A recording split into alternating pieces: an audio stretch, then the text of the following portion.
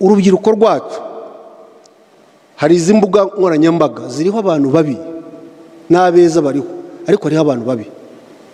Hari bamwe muri twe bari banazwi batatiriye igihango batuvamo bigira ikintu utamenya, ibintu biri aho ngaho by'ibinazi gusa.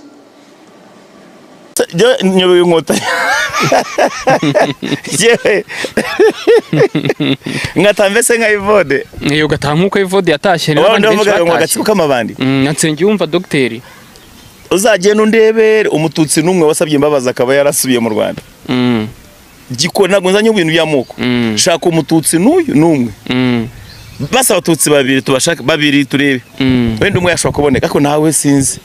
Uri mu batutsi bose bahunze u Rwanda. Ko ari umututsi usubira mu Rwanda bikamugwa amahoro. Ninde? Ushobora kuba ari wowe ugiye kuba wa mbere ariko. Ngiyeho nkabo wa mbere mu batutsi bose. Cyo kora babona ibizirano ryiza bitwa bigarasha. Baragenda bajya mu rubyiruko. Ubu niho basigaye bajya muri izo mbuga. Bagatukana, bagatuka fane, bagatuka RDF, bagatuka inzego zose, bagatuka ikintu cyose. Ariko bizajya bigarukira kuri biriya bitutsi nta handi bazajya barenga. Kuko nizo mbaraga bafite. Ndetse bakitiranya n'ibintu, ubwo ndabwira urubyiruko kubera ko baranarushuka ngo barutware ngo bajye no ku rugamba. Impamvu RPA yarwanye igatsinda urugamba yari ifite impamvu. Yari ifite cause idashidikanywaho. Iriya ntambara yararwanwa n'abasore, irwanwa n'inkumi, irwanwa n'abagore, irwanwa n'abagabo n'abakecuru. Kambaho impamvu abo bamwe bagenda niyo bavuga kuri aya maradiyo, igeze kumva Kayumba aclaiminga rank ngo ubutabera bwo mu Rwanda ngo bwamwambuye rank ngo kandi rank yarayirwaniriye. Tindi warwaniriye rank. Katumaze twibaza ikintu kimwe. Ubu afande ari muri Amerika yiga, bagenzi be bose baguye ku rugamba, nta numwe ukiriho, agata amashuri kandi yagiye muri Amerika nk'umunyamahanga. Nagaruke muri cya gihugu akaza ku rugamba azi ko bagenzi be bapfuye, yaraje gushaka ubwa perezida. Bagenzi be bapfuye bose arabizi ko bapfuye, ariko ata Amerika igihe twebwe bamwe muri twe tugeze aha ngaha twagiye muri misiyo twidekarara tukabimunze. We rero yarafite chance yo kwidekarara nagaruke. Yarafite n'iri chance yo kuva muri Amerika akagaruka akajya mu gihugu cyari cyamwohereje cya Uganda akakomeza kibira umugande. Ariko yafashe inzira zayirukangaza ku rugamba kuza mu rupfu. Njya mugereranya buri hari ibintu bibiri bikomeye ku buzima bw'abana babyo. Yakuba fasile mu mbabarire kugereranya ababyeyi bacu n'inyamaswa. Ariko buriya ikintu cyitwa umumama n'inyamaswa yitwa imbogo biteye kimwe. Mu mbabarire gutanga urwo rugero ndaruvuga. Imbogo yabyaye ifite inyana yayo cyangwa se icyayo, kuko nabaye mu mashyamba ndabizi.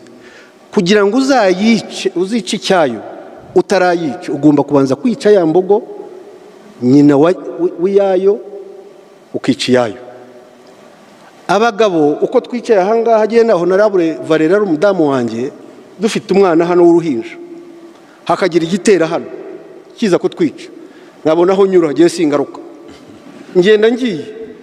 Ariko Valera ashobora kwirukanka yagira hakiruka umwana aragaruka akaza bakamutsinda hejuru y'umwana we. Nibyo afande yakoze. Ibyo yakoze yavuye muri Amerika araza aravuga ati ndagiye ngiye kugwa hejuru y'iwacu.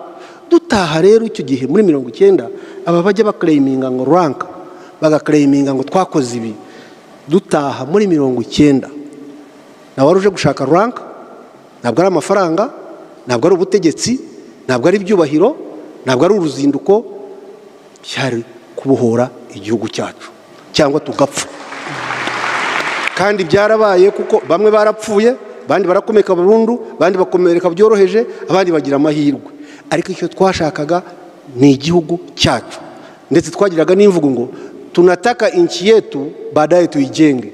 Turashaka igihugu cyacu nitumara kukibona tucyubake. Ntabwo twashakaga igihugu ngo nitumara kukibona ngo kitwubake. Igihugu ni cyubaka umuntu niwe wubaka igihugu. So urubyiruko rwacu rero nicyo tubasaba kugira ngo mumenye ko iki gihugu ari nacyo nsorezaho, ndasoreza ku murage. turakuze twarababyaye.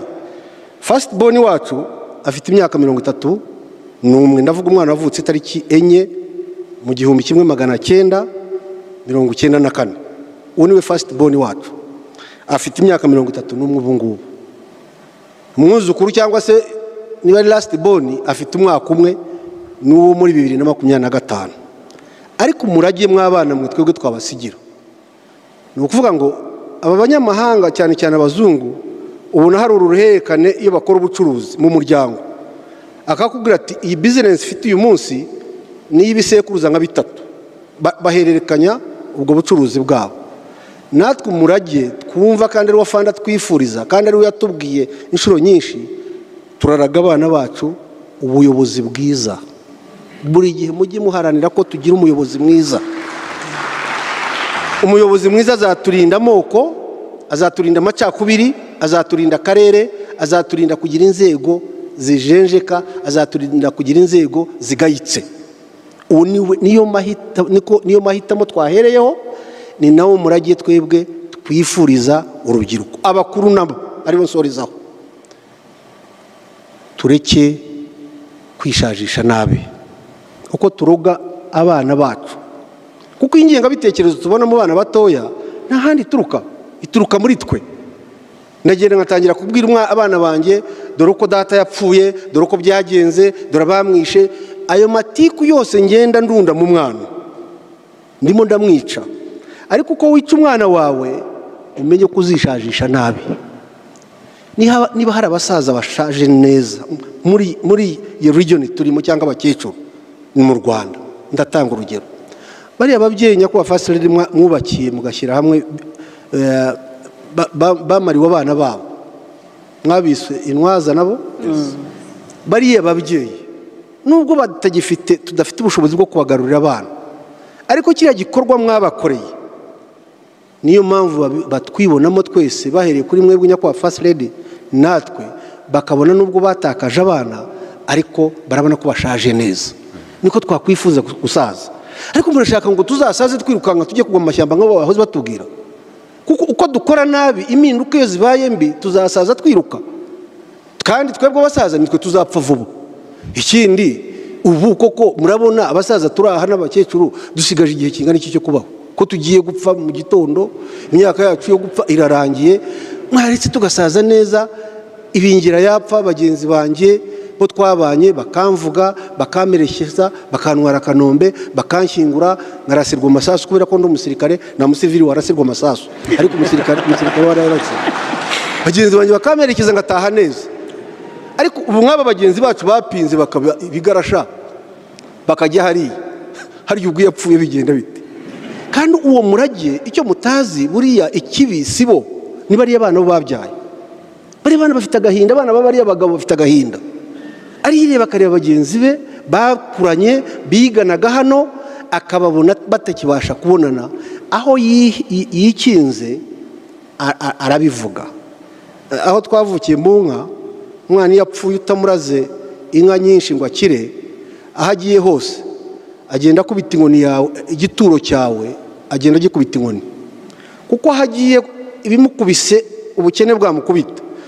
Bakunda kugendana inkoni abantu bahariye, ayikubita hasi akavuga ati data ibi byose ni wowe.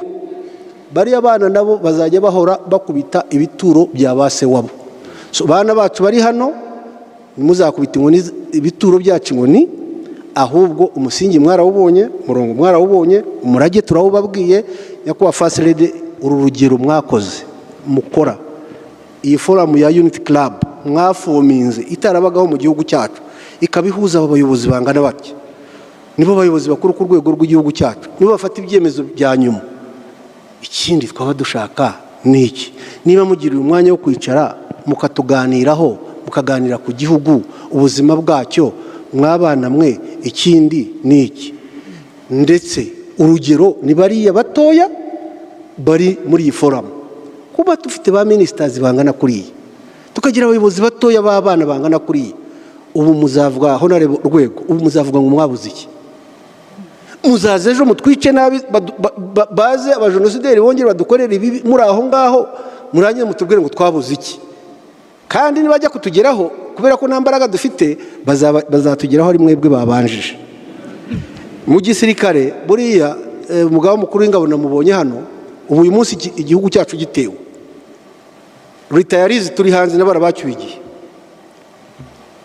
mu masaha atarenze 8 cyangwa 10 twaba twabonye inshingano twebwe abasaza, yadushyira muri pozisiyo z'igihugu zose tukazinjiramo tugakaba ibyo bita gukaba.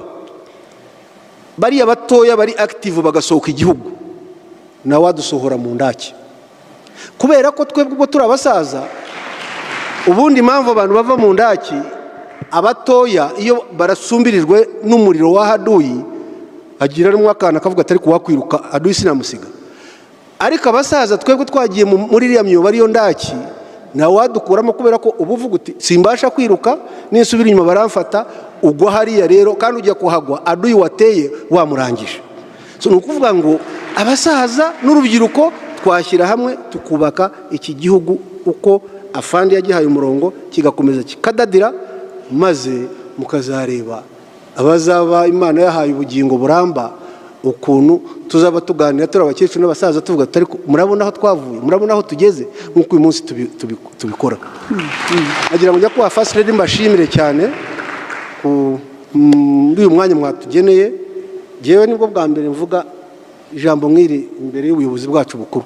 Ubundi navuga imbere ya CDS ho biroroshye, ariko kuvugira hano ibyo naba ndavuze bitameze neza mumenye ko haba harimo n'igihunga cyo kuvugira imbere y'ubuyobozi.